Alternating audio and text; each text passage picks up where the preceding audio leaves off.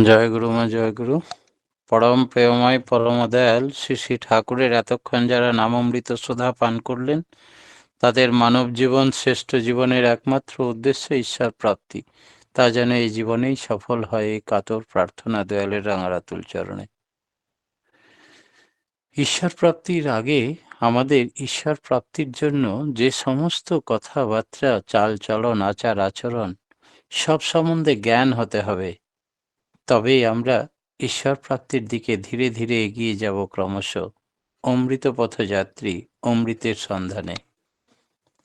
আমরা দয়ার কথা শুনি, তাই এই ভক্তি কি দান করা যায়? ঠাকুরকে একবার প্রশ্ন করছেন এক ভক্ত। একজনের খুব ভক্তি আছে, আর একজনের ভক্তি নেই, তো এই ভক্তি অংশ কি দান করা যায়? শ্রী শ্রী ঠাকুর বললেন, সূর্য যেমন কিরণ দান করে, ভক্তি তেমনি স্বতই দান করে।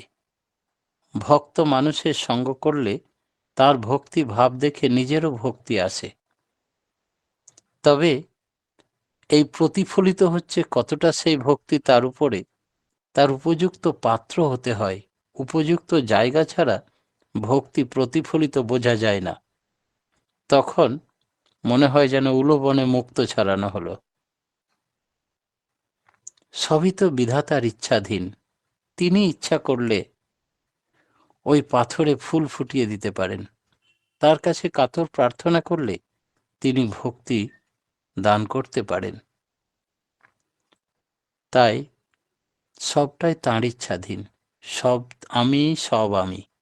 তিনি বারবার বলেছেন, আমি সাপ হয়ে কাটি, আমি ওঝা হয়ে ঝাড়ি, আমি এক মুঠো ভাতের জন্য কুকুর সেজে দরজায় দরজায় ঘুরে বেড়াই, আবার আমি ওই ক্ষুধার্ত কুকুরের মাথায় লাঠি নিয়ে আঘাত করি। সব আমি। পৃথিবীতে কেউ তোমাদের শত্রু নেই, মিত্র নেই, সব তাঁরই সৃষ্টি। সেই বিধাতাকে আমরা পেয়ে গেছি গুরুরূপে। নিজের বীজ মন্ত্র সর্বপ্রথম ধরিত্রীর বুকে তিনি উজাড় করে আমাদের জানিয়ে দিলেন। তাই আমরা কত ভাগ্যবান। তিজুরির চাবি খুলে যে যতটা আধার সংগ্রহ করে নিন, বিধাতা মানুষ থেকে ভগবানের রূপান্তরের উপায় বলে দিয়েছেন, আর নিজের আধার অনুযায়ী, সাধনা অনুযায়ী সংগ্রহ করার উপায়ও বলে দিয়েছেন। তাই এবার ভক্তি, শ্রদ্ধা, ভালোবাসা, সাধনা, যার যত বেশি সে তত সংগ্রহ করে নিতে পারে, ঝুলি ভরে নিতে পারবে। এই মণিমাণিক্য সবই তাঁর ইচ্ছাধীন। সাম্যকভাবে ধারণ করে আছেন যিনি যা কিছুকে, তিনি বিধাতা।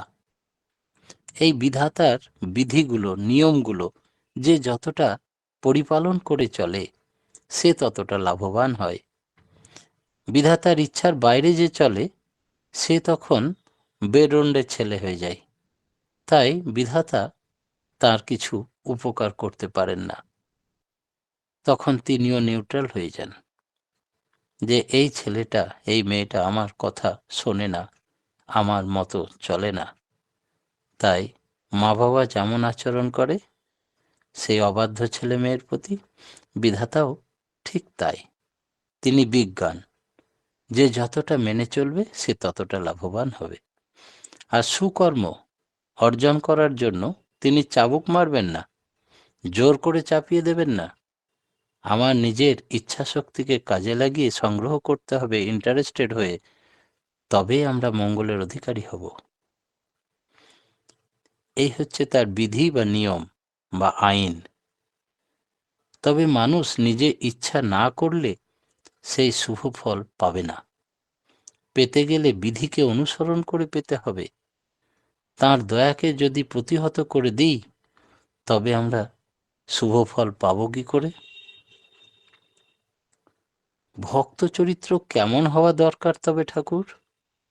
ঠাকুর বললেন, ভক্ত যে, সে শুধু অ্যাবস্ট্রাক্ট কনসেপশন, নৈব্যক্তিক ধারণা, নেগেটিভ নিয়ে থাকতে চায় না। সে এভরি পজিটিভ। আমি তোমার শরণাগতি লাভ করব, যোগযুক্ত থাকব, নাম ধ্যানে রত থাকব সবসময়। আমি যাতে হাত দেবে সে সাকসেসফুল হবে। এই হচ্ছে ভক্তের চরিত্র। আবার নিজে একা একা স্বার্থপরের মতো সাকসেসফুল হয়েও খুশি থাকে না। কিরকম? সেই রামকৃষ্ণ ঠাকুরের ঘটনাটা আপনারা জানেন, যে দুই ভক্ত ছিল। ভক্তরা শুনল নাকি এই বাউন্ডারির ভেতরে ফাঁকা মাঠের মধ্যে স্বর্গরাজ্য রচনা হয়েছে। একটা মই সংগ্রহ করে একটি ভক্ত যেই দেখল উঁকি মেরে, ভেতরে খোল, কীর্তন, আনন্দের ফোয়ারা, কি সুগন্ধি! আর সবাই পরম প্রেমময়ের ভোরে বিভোর হয়ে খোল করতাল নিয়ে নাচছে। সেখানে সর্বসুখ বিরাজ করছে, স্বর্গীয় সুখ। সে তখন দ্বিতীয় বন্ধুর ধারে আর তাকিয়েও দেখল না। সে হাততালি দিয়ে ঝপাং করে নেমে পড়ল ওই ভেতরে। এই বন্ধু আরো দু চারজন বন্ধুকে ডাকলো। তাহলে কি ব্যাপার রে, আমি তো মই ধরে আছি, দেখ তো উঠে। যে বন্ধুই ওঠে সে দেখে, ওরে বাবা, এ তো আনন্দের লহরী। সেও স্বার্থপরের মতো আর কাউরির ধারে না তাকিয়ে, অন্য বন্ধুদের কথা না ভেবে হাততালি দিয়ে ঝাঁপিয়ে পড়ল। এইভাবে যখন পরপর তিনটি বন্ধু এইভাবে ভেতরে লাফ দিয়ে চলে গেল, তখন সেই মই ধরা বন্ধুটি ভাবল, এরা কি স্বার্থপর! আমার কথাই ভাবলো না।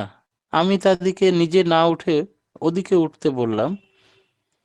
দেখি শেষমেশ যা হয় হবে। আমি ধীরে ধীরে একাই মৌটা না ধরলেও উঠি। উঠেই দেখলো, ও বাবা, সত্যি তাই, চোখ ফেরানো যায় না। ভগবান স্বয়ং কীর্তন করছে, আর এরা সবাই মশগুল হয়ে তার সঙ্গে সঙ্গে খোল করতাল নিয়ে একেবারে বিভোর হয়ে আছে। আর অপূর্ব সেন্ট, মনে হচ্ছে স্বর্গের পারিজাত ফুলের গন্ধ। কিন্তু আমি যদি এদের মতো ঝাঁপ মারি, পৃথিবীর মানুষ সন্ধান পাবে না, আমি স্বার্থপর হব না।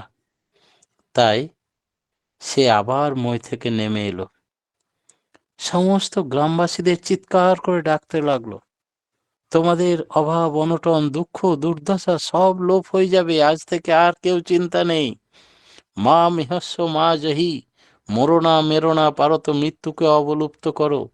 দুঃখ কষ্ট কিছুই করতে পারবে না। বিধাতা ডাকছেন, এইখানে তিনি বিরাজ করছেন, সকলকে নিয়ে মাতোয়ারা হয়ে আছেন, এসো তোমরা। সবাইকে ডেকে ডেকে কেঁদে কেঁদে হাত জোর করে বলতে আরম্ভ করলো, যাজন করতে লাগলো, সবারই সুখ হোক, শান্তি হোক, আনন্দ হোক। সমস্ত শ্রেষ্ঠ জীবন, মানব জীবন যারা পেয়েছে তারা উদ্ধার হোক। শুধু নিজের কথা ভাবলো না। এই হচ্ছে প্রকৃত ভক্তের লক্ষণ। তাই ভক্ত চরিত্র এমন হবে। সে তখন ভাববে, দুনিয়ার সবার ভেতরে বাসুদেব জেগে উঠুক, সকলের ইষ্ট হয়ে উঠুক, কেন্দ্র হয়ে উঠুক, সকলে আনন্দ বিভোর হয়ে দুঃখ দুর্দশা অভাব অনটনের ঊর্ধ্বে চলে যাক, মৃত্যুর ওপারে চলে যাক, স্বর্গরাজ্য স্থাপিত হোক প্রত্যেকের মনে। তাই এই হচ্ছে প্রকৃত ভক্ত চরিত্র। মায়া আর ব্রহ্মজ্ঞান, এই দুটোর মানে কি? মায়া মানে যাতে পরিমাপিত করে। তাই পৃথিবীতে কিছুই মিথ্যা নয়। আমরা মায়ার কবলে পড়ে যে সমস্ত আচরণ করি তারাও মিথ্যা নয়। আবার যেমন এই বটবৃক্ষ, এটা হচ্ছে সেই প্রাইম কজ, মূল কারণ। এর বিশেষ সত্য হচ্ছে এক বিশেষ ধরনের উদ্ভিদ, যেমন আমি তুমি সবাই, প্রত্যেকের মধ্যে তিনি বিশেষভাবে দাঁড়িয়ে আছেন, উদ্ভিন্ন হয়ে দাঁড়িয়ে আছেন, মাথা উঁচু করে। এই বটবৃক্ষ, তার বৈশিষ্ট্য আলাদা। সে ব্রহ্মজ্ঞান মানে বৃদ্ধির জ্ঞান, অর্থাৎ কেউ স্থির থাকবে না। এই পৃথিবীর আত্মা আছে। আত্মা মানে গতি, গতি মানে বৃদ্ধি। তাই জ্বর প্রকৃতি সকলের পরিবর্তন হয়। আজকে আপনি যে গ্রামে গেছেন, যদি 20-30 বছর পরে সেই গ্রামে যান, তো দেখবেন অনেক পরিবর্তন, যেন অচেনা অচেনা, অজানা অজানা। প্রকৃতির পরিবর্তন, সব কিছুর পরিবর্তন, মানুষের পরিবর্তন। মানুষের পরিবর্তনটা আমরা এতটা লক্ষ্য করি যে কি করে ব্রহ্ম তার মধ্যে বিরাজ করছে, আত্মা বিরাজ করছে বলে আজকে যাকে শিশু মনে করছেন, হাত পা ছুটছে, সেই শিশুটা হামাগুড়ি দিচ্ছে। প্রত্যেক স্টেজের একটা করে ফটো তুলে রাখুন। তারপরে যুবক হয়ে যখন সে স্কুল কলেজে পড়ছে, তার ফটো রাখুন। আবার যখন প্রৌঢ় হয়েছে, রিটায়ারমেন্ট হয়েছে সবেমাত্র চাকরি থেকে, তার ফটো। এবার বৃদ্ধ হয়ে লাঠি নিয়ে চলছে মৃত্যুর আগে পর্যন্ত, এই ফটো। এবার সেই যখন শয্যাশায়ী মৃত্যুতে, তখন যদি তাকে হামাগুড়ি দেওয়া ফটো দেখানো যায়, তো বলতে পারবে না এটা কার ফটো। নিজেকে নিজে চিনতে পারি না আমরা। কারণটা হচ্ছে এই পরিবর্তন। ব্রহ্ম, আত্মা সবসময় গতিশীল। এর থেকে আর বড় উদাহরণ কিছু হতে পারে না। আর সত্তা, সচ্চিৎ আনন্দময়, সেই সত্তা আমাদের ভেতরে আছেন। এই গতিশীলতাকে নির্ভর করে যে সমস্ত কর্ম করে গেল জীব, মানুষ, সেইগুলো চিত্রগুপ্তের মতো আত্মা লিখে রাখলো, সংগ্রহ করে রাখলো স্মৃতিপটে। কর্মফল, সংস্কার সংগ্রহ করে বৃত্তি প্রবৃত্তি সবকে সঙ্গে নিয়ে পুরনো দেহটা মারা যাওয়ার পর সেই দেহ ছেড়ে দিয়ে সে সেই মেন্টালিটির টিউনিং দেহ খুঁজতে লাগলো মা বাবা মধ্যে দিয়ে, যারা এই চিন্তায় একই রকমের চিন্তান্বিত হয়ে মিলন হচ্ছে, তাদের মাধ্যমে প্রবেশ করে নতুন দেহ ধারণ করলো। কিন্তু কর্মফল, সংস্কার, চিন্তা এগুলো সঙ্গে থাকলো, শুধু দেহটা বাদ গেল।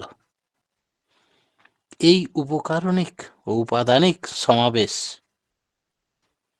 উদ্ভিন্ন করে তুলেছে তাকে আবার নতুন জীবনে। বৃত্তি প্রবৃত্তি ঝোঁকা হয় যা সে সংগ্রহ করে এনেছে তার দিকে। এইটা যে জানতে পারে সেই ব্রহ্মজ্ঞানী, তাকেই বলে ব্রহ্মজ্ঞান। বৈশিষ্ট্য বাদ দিয়ে ব্রহ্মজ্ঞানের কোনো দামই নেই। বিভিন্ন বৈশিষ্ট্যের মধ্যে একটা কমন ফ্যাক্টর থাকে, সেইটাকে আবিষ্কার করা, সকলের মধ্যে যে মিল, সেই চৈতন্যকে দর্শন করাই ব্রহ্মজ্ঞান। তাই জ্ঞান যাদের নেই, তারা বিধায়ক হতে পারে না, বিধির বিধানকে মেনে নিতে পারে না, এবং বিধাতাকেও বুঝতে পারে না। তখন বিধাতাকে দোষ দেয়, আমার ছেলে অকালে মারা গেল কেন, কি আমি পাপ করেছিলাম, ঠাকুর আমার একে নিয়ে নিল কেন, ওকে দিয়ে দিল কেন, ইত্যাদি ইত্যাদি দোষারোপ করে। এর তো যাবার সময় হয়নি, তবুও কেন নিল, তুমি যে করে এসেছো, কৃপা মানে করো হও পাও, কর্মফলে। তাই তাকে যে বয়সে যাকে যাবার, এটাই বিধাতার বিধান অনুযায়ী যেতে হবে। ভালো করলে ভালো ফল পাবে, খারাপ করলে খারাপ ফল পাবে। আমি হিংসা ঈর্ষা করেও রোধ করতে পারবো না, আবার আমি প্রলাপ্যকেও আটকাতে পারবো না।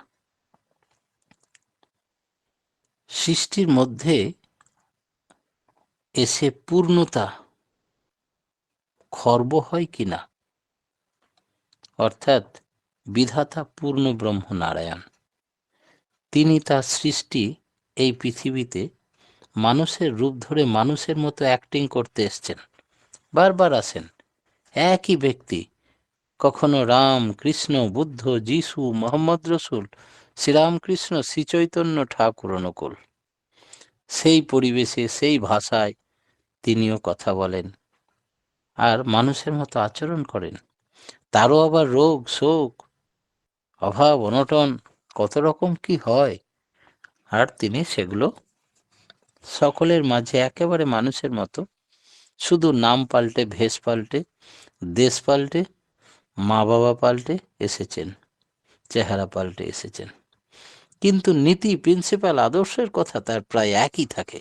যুগ উপযোগী হয়ে আসেন, যে যুগে যে সমস্যা তার সমাধানের নিদান দেওয়ার জন্য আসেন। এই পূর্ণ ব্রহ্ম যে পূর্ণতা নিয়ে আসেন ধরাতে, তাতে তার পূর্ণতা কি খর্ব হয়ে যায় ঠাকুর? শ্রী ঠাকুর বললেন, যার ভিতর যা থাকার তা উদ্ভিন্ন হয়ে উঠবে। যেখানে যে বৈশিষ্ট্য নিয়ে, যে নামে, যে ধামে আসুন না কেন, পূর্ণ চিরকালেই পূর্ণ। তোমার ভিতরেও যেমন তিনি পূর্ণ, আমার ভিতরেও তিনি পূর্ণ। বটগাছের ভেতরেও তিনি পূর্ণ। তাই মন্ত্রতে আছে, ওং পূর্ণমদঃ পূর্ণমিদং পূর্ণাৎ পূর্ণমুদচ্যতে পূর্ণস্য পূর্ণমাদায় পূর্ণমেবাশিষ্যতে। তাই তিনি সর্বত্র পরিপূর্ণ হয়ে থাকেন। মানুষের মধ্যেই তিনি লীলা করুন, আর বটবৃক্ষের মধ্যেই থাকুন, তিনি কোথাও অপূর্ণ নন। না হলে কি থামের মধ্যে প্রহ্লাদের বাবা লাত মারল, আর সেখান থেকে পূর্ণ ব্রহ্ম নারায়ণ নরসিংহর রূপ ধরে ঘাও করে তাকে ধরলো আর মেরে ফেলল? তোর ভগবান কোথায় থাকে? তাহলে আমার ভগবান সর্বত্র থাকে। তাহলে এই থামের মধ্যে আছে? তাহলে হ্যাঁ আছে। দেখি তো তোর ভগবানকে পদাঘাত করি। হিরণ্যকশিপুর রাজা সে অহংকারে মদমত্ত হয়ে ওই থামে যেই তার ভগবানকে পদাঘাত করতে গেল, সেই থাম থেকে বেরিয়ে পড়লেন পূর্ণ ব্রহ্ম নারায়ণ। তিনি, আপনারা সকলেই সে ঘটনা জানেন। তাই তিনি সর্বত্রই পূর্ণ।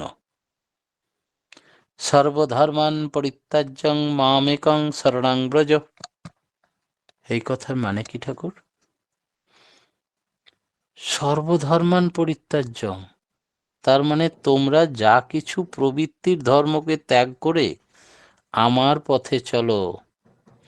অনেকে আমরা ভুল ব্যাখ্যা করে বলি যে সর্বধর্মান মানে হিন্দু ধর্ম, মুসলিম ধর্ম, বৌদ্ধ ধর্ম, খ্রিস্টান ধর্ম, সব ধর্মকে ত্যাগ করে। তা নয়। আরে পৃথিবীতে তো লোক একটি, বিভিন্ন যুগে বিভিন্ন নামে বিভিন্ন ধামে তিনি এসছেন। তার ধর্মকে আবার ত্যাগ করতে হবে কেন? তিনি তার ধর্মকে ত্যাগ করতে বলেন?